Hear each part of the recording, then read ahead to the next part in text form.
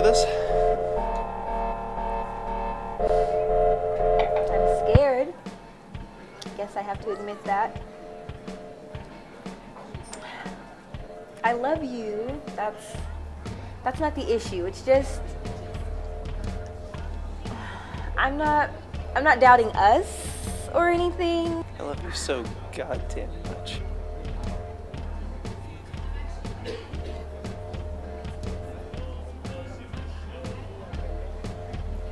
My, we are scared, aren't we? Maybe. A little. Everything will be fine. The wedding will be fine. How would Buster feel if he knew you were worried? He couldn't handle that. Yeah, well, Buster can come talk to me when he makes plans this big. Come now. The poor pup's been freaked, and you won't pay him in toys or Caesars or the least bit of attention. He's been doing plenty of worrying for you both, Yeah, well, and you won't even maybe play it's with time him. our dog learned a little independence. One might think that. Of course, one might also think there's a season for independence and a season for social life. Turn, by the bird. You've got a brain on you, T. I didn't think you'd catch that. You didn't think. What's the score now? Like 10-1? 11-1? Oh, bull, not even. It's 460 to 89. I should be the one down in the wine. I should be drowning. No, you'll get the hang of it. You just have to be quick and clever. Or quicker, more clever. Charming.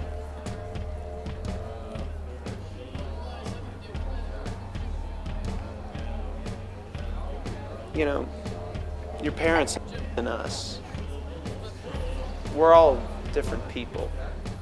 I know they fought a lot. And it's different between us. I know.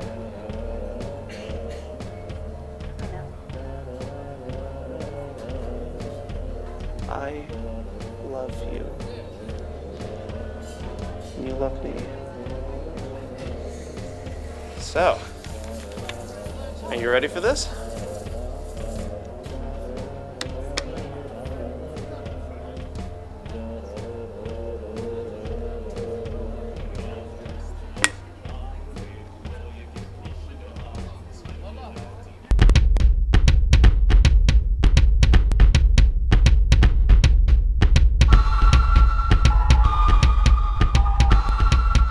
People say people who drink by themselves tend to be self-medicating. In this particular instance, probably right. What they're not right about is the urban legend that escapism bears no benefits. I want to take this time to mention the endings of a few movies that remind me of my own situation. Namely, the irony of having the woman you love ditch you at the altar. You'd think after years of getting to know her by the dimples in her cheeks and the textures of her hair and the feel that accompanies the soft glow of her skin, she'd at least have the courage to tell you something came up and she didn't want to spend the rest of her life with you. I guess Toni was just too good for that. One movie's ending that's especially bitter, straight out of 1959 and with a 4.2 on IMDb, that of The Wasp Woman. Upon first glance, this B-movie bears no distinction to the greats of the time period, such as North by Northwest or Ben-Hur. But, upon closer inspection, one finds a probably unintentional message that speaks not only to the human condition, but also to human nature. The conflict focuses primarily on the aging CEO and face of a popular cosmetics company. In spectacular B-movie fashion, she finds a highly experimental anti-aging formula hidden in the jelly of queen wasps. The serum, of course, has side effects that include a sort of werewasp effect, and by night she goes on killing sprees. Her best friends, her board of directors, find out something fishy's up, and they go through the majority of this hour-long movie with the adamant refusal to harm this person they care so much about. The tension builds and strengthens, and people die, and friendships are tested. Her best friends and colleagues, you know, the same ones who, at the cost of so many innocent lives, decided not to harm her, push her out a window. The credits roll immediately. People say true friendship is possible. They say they'd do anything for you. They say they'd die for you. And then they leave you hanging in a groom's tux. Straight out of '73 comes the cult classic, The Candy Snatchers. This trashy drive-in flick only recently got a home movie release. Guess it never generated enough cash to pay for its own distribution. But don't let the lack of income fool you. Ultimately, what B-movies had that mainstream successes lacked was a daring to try extreme and oftentimes very creative production-oriented and narrative experiments. The Candy Snatchers did just that. It's your typical heist flick with a little ransom thrown in the mix. A gang of bank robbers abduct Candy, daughter of the bank's president. They bury Candy alive in a small wooden box to keep anybody from finding her. Periodically throughout the film, an obnoxious asshole kid puts things inside of her breathing tube, much to her dismay. Ultimately, criminals realize that her father is pleased with the turn of events since he recently insured her life with a decent sum, and he begins to give the robbers problems just to egg them on. In the end, everybody dies. Candy's father, the robbers, everybody who knows where Candy is hidden dies. Except, of course, Candy. The movie fades to black as the camera on crane moves away from a helpless Candy.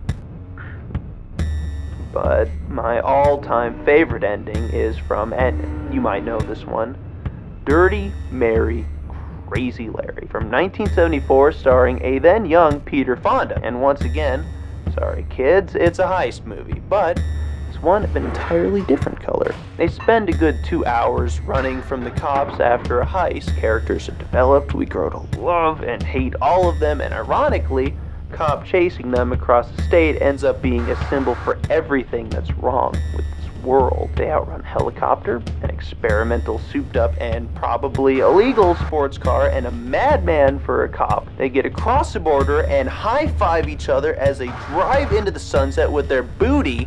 The characters exclaim with success gleaming in their eyes verbatim, "Nothing can stop us now." And then they get hit by a train and explode. The credits roll over Twisted Metal, the burning wreckage. That was the story. Why do I like these endings, you might ask? Well, as I said before, they're all bitterly ironic, but the most interesting aspect they share, I feel, is their stunning tribute to nihilism via the invalidation of their own narrative. The entire movie, they're setting you up for something and building the tension based on the information they choose to give you, which you accept.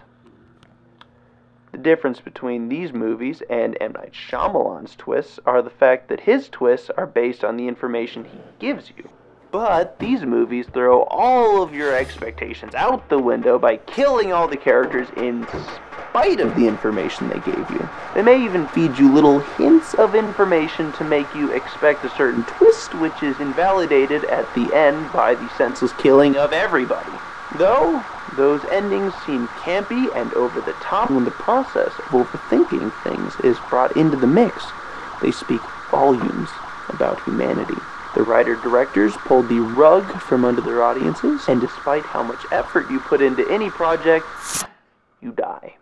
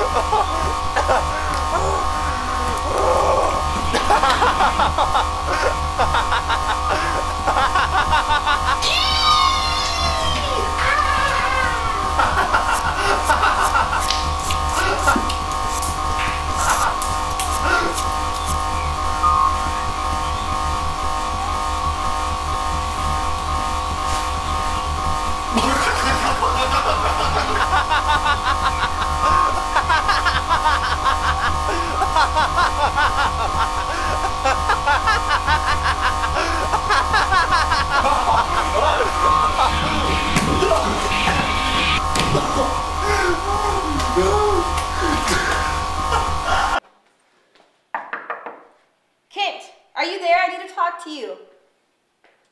Kent, open the door. Kent, I'm sorry.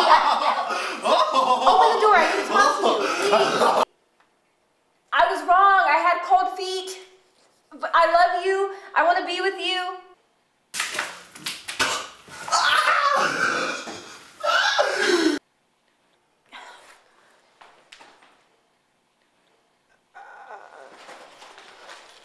Kent, are you okay?